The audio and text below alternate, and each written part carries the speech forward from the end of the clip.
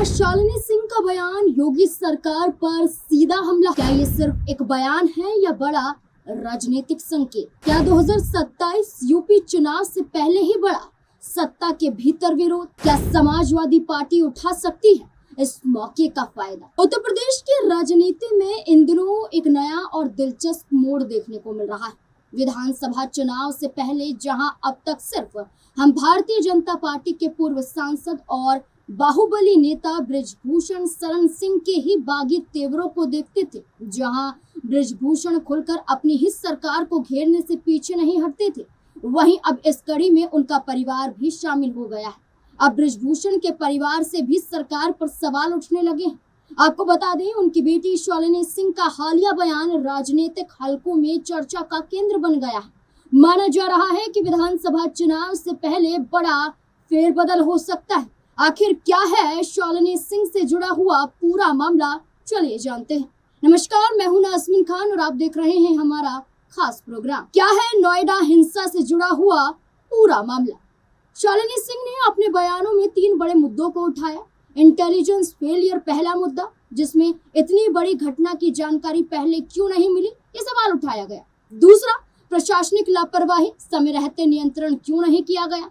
तीसरा, सुरक्षा व्यवस्था पर सवाल, नोएडा जैसे शहर में ऐसी स्थिति कैसे बनी। आपको बता दें कि नोएडा में हाल ही में जो विवाद हुआ वे मजदूरों के वेतन यानी सैलरी और काम की स्थिति से जुड़ा हुआ है, जिसकी शुरुआत 13 अप्रैल को हुई थी, जिसके तहत नोएडा की फैक्ट्रियों में काम करने वाले हजारों मजदूर सड़कों पर उतर आए थे और मजदूरों का कहना था कि महंगाई बढ़ रही है लेकिन उनकी सैलरी बहुत कम है। दूसरी जगह जैसे गुरुग्राम में ज्यादा वेतन मिल रहा है या नहीं, जिसके चलते मजदूरों की मांग थी कि वेतन बढ़ाया जाए, ओवर टाइम का सही पैसा दिया जाए, काम के घंटे और सुविधाएं सुधारी जाए।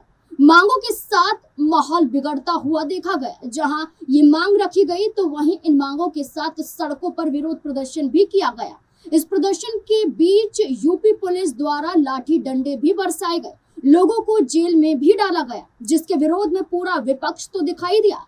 वहीं इस कड़ी में बृजभूषण शरण सिंह की बेटी शालिनी सिंह ने भी अपनी आवाज उठाई। योगी पुलिस पर शालिनी सिंह का हमला। पहला, आम लोगों और संपत्ति की सुरक्षा कौन करेगा। दूसरा, क्या पुलिस की खुफिया व्यवस्था पूरी तरह फेल हो गई। तीसरा, छोटी समस्या इतनी बड़ी हिंसा में कैसे बदल गई। नोएडा सिटीजन फोरम की कार्यकारी उपाध्यक्ष शालिनी सिंह ने मंगलवार को नोएडा में हुए श्रमिकों के हिंसक प्रदर्शन पर वीडियो जारी किया, पुलिस और सरकार को आड़े हाथों लिया। उन्होंने प्रशासन से पूछा कि एक हाईटेक शहर में इतना बड़ा प्रदर्शन अचानक हिंसक कैसे हो गया और इंटेलिजेंस को इसकी कानों कान खबर तक क्यों नहीं लगी। शालिनी सिंह ने अपने वीडियो में सुरक्षा व्यवस्था को लेकर तीखी प्रतिक्रिया भी दी। उनका कहना है कि नोएडा जैसे विकसित और हाईटेक शहर में अगर हजारों लोग इकट्ठा होकर हिंसा कर रहे हैं तो ये पुलिस और खुफिया तंत्र की बड़ी नाकामी है। उन्होंने इस बात पर हैरानी जताई कि प्रशासन को इस हिंसक मोड़ की भनक तक नहीं लगी। यूपी विधानसभा चुनाव से पहले विवाद, पार्टी की अंदरूनी असहजता की ओर इशारा, एक असामान्य और साहसिक राजनीतिक कदम।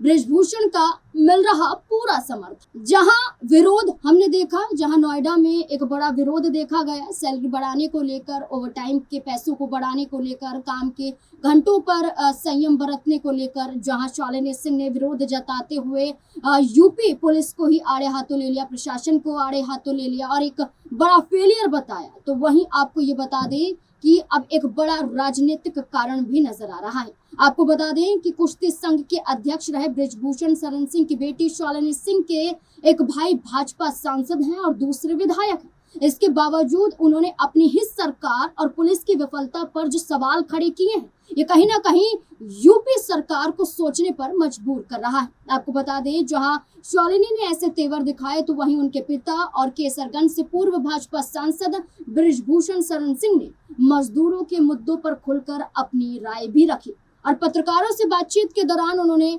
नोएडा में प्रदर्शन कर रहे श्रमिकों का भी समर्थन किया। जहां बेटी ने समर्थन किया, जहां सवाल सरकार पे खड़े किए, तो वहीं पिता बृजभूषण शरण सिंह भी अपनी बेटी का साथ देते हुए नजर आए और श्रमिकों का साथ देते हुए सरकार को घेरते हुए दिखाई दिए। उन्होंने कहा कि वर्तमान समय में मजदूरों की मजदूरी बेहद कम है और इतनी आय में उनका गुजारा कर पाना मुश्किल हो गया है। बृजभूषण शरण सिंह ने कहा कि गांव छोड़कर शहरों में काम करने वाले मजदूरों को मिलने वाली मजदूरी उनके जीवन यापन के लिए पर्याप्त नहीं है।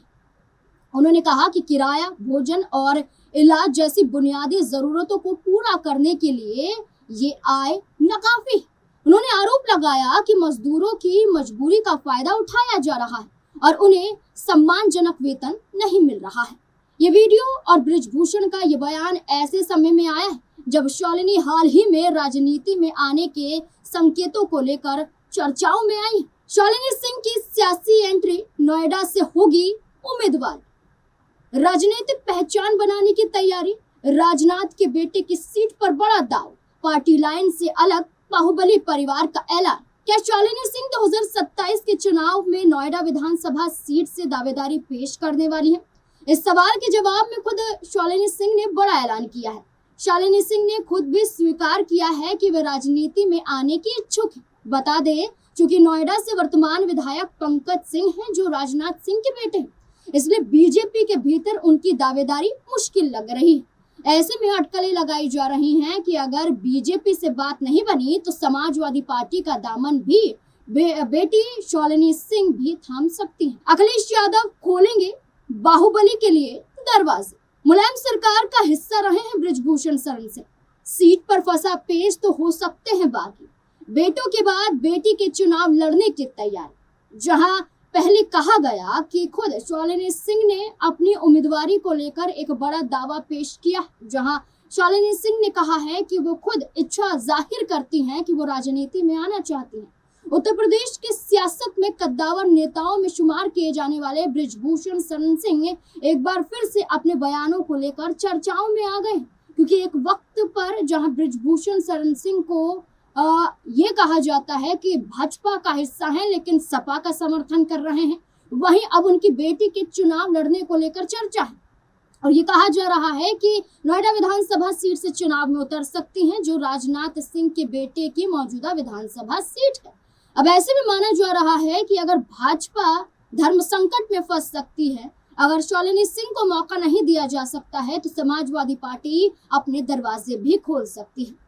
जैसे कि कहा गया कि बृजभूषण शरण सिंह उन नेताओं में शुमार हैं जो बाहुबली नेताओं में गिने जाते हैं। जहां बृजभूषण शरण सिंह ने नोएडा हिंसा पर सरकार और पुलिस प्रशासन को घेरा, वहीं इससे पहले भी कई बार बृजभूषण शरण सिंह सपा सरकार की तारीफ कर चुके हैं, योगी सरकार को घेर चुके हैं। जैसे योगी आदित्यनाथ को अपना नेता नहीं मानता, योगी राज में आधिकारिक कामों में समय लगता है, योगी सरकार में अधिकारियों के आगे नेताओं को झुकना पड़ता है, मुलायम सरकार की तारीफ करना, ये सब बड़े कारण हैं। जहां बृजभूषण शरण सिंह को लेकर ये दर्शाया जाता है कि है तो बीजेपी का हिस्सा, लेकिन तारीफ समाजवादी पार्टी की करने से अभी भी नहीं चूकते हैं।